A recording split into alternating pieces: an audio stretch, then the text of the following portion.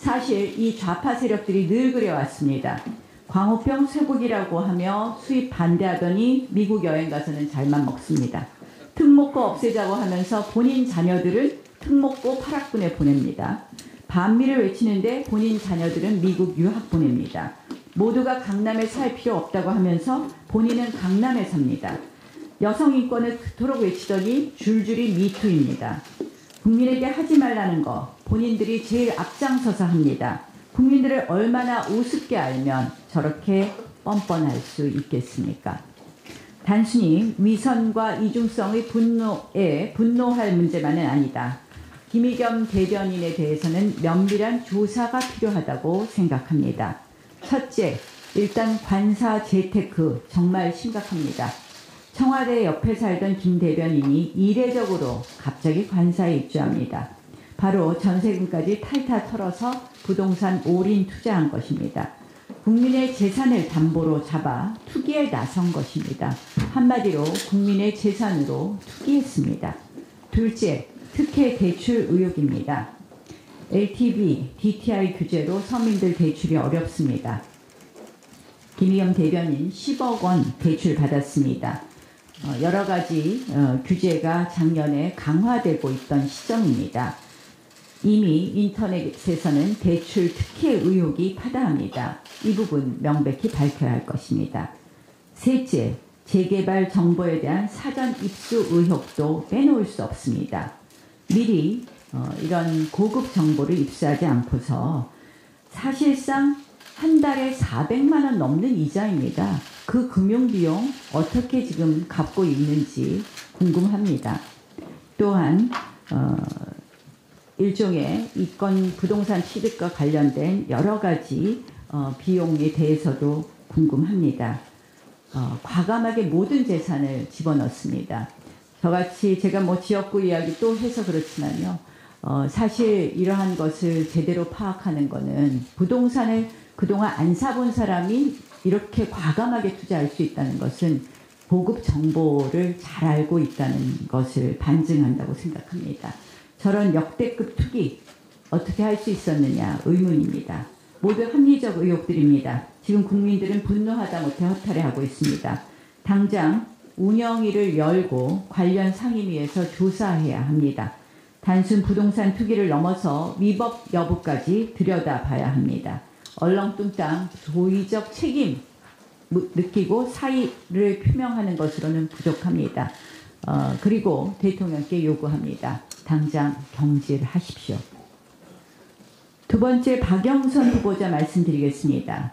부동산 투기 상속세법 및 증여세법 위반, 공직자윤리법 위반, 장남 병역 의무 회피, 도로교통법 위반 및 강요, 정치자금법 위반, 이해충돌, 업무방해 등등 이 모든 것이 바로 박영선 중소벤처기업부 장관 후보자들에게 쏟아진 의혹들입니다.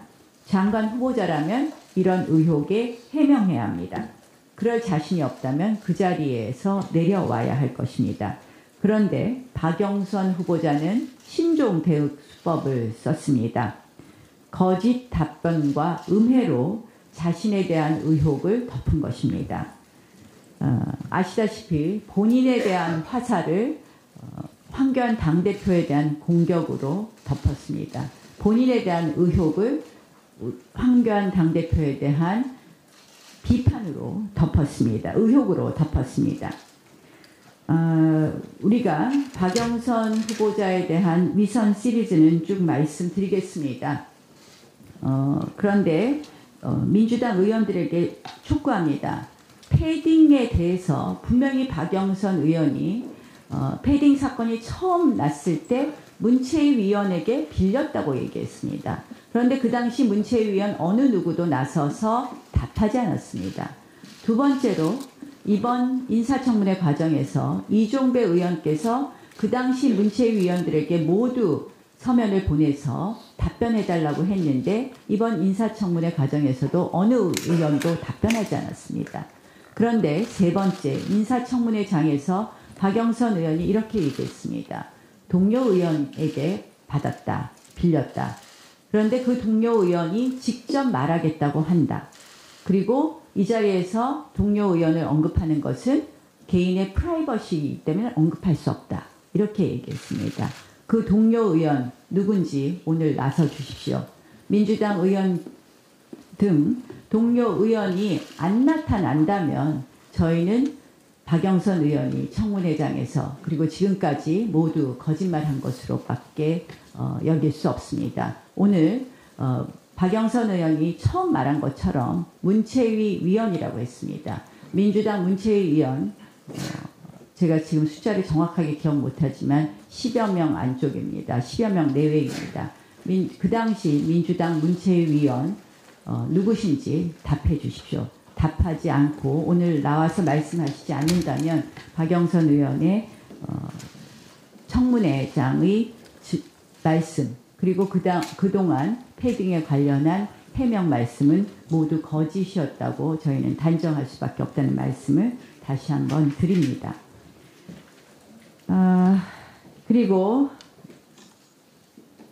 청문회 제도 개선에 대해서 저희가 고민해야 될 것 같습니다. 이 부분에 대해서는 앞으로 우리 국회의 일종의 비토권을 강화하는 것 그리고 이렇게 청문회장에서 거짓말을 한 것은 지금 현재로는 위증죄로 처벌받지 못하고 있습니다. 그래서 처벌되지 않고 있습니다. 그래서 위증죄로 처벌할 수 있는 부분 또 그 다음에 청와대에서 검증한 자료를 저희가 공유할 수 있는 부분 등에 대해서 앞으로 이 청문회 제도 개선에 대해서 저희가 검토하겠다는 말씀을 드립니다.